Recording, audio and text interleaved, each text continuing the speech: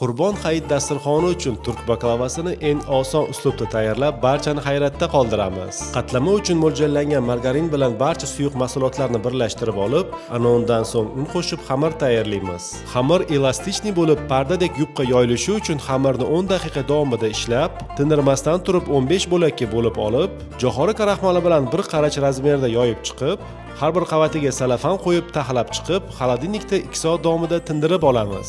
Tingan xamirni jo'xori kraxmali bilan qovun shaklida pardadek yupqa qilib yoyib olib, o'qlovga o'rab birlashtirib g'ijim qilib olib, parda kabi skladka qilib yoyib, xohishga ko'ra yong'oq yoki xonnop pista bilan o'rab chiroyli qilib tugib chiqamiz.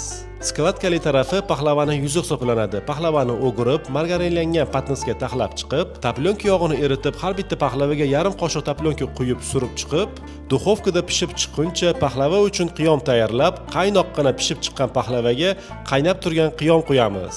2 soat davomida propitka qildirib olsak, mazali haqiqiy turk baklavasi tayyor. Albatta tayyorlab ko'ring, aslida baklavani tayyorlash juda ham oson.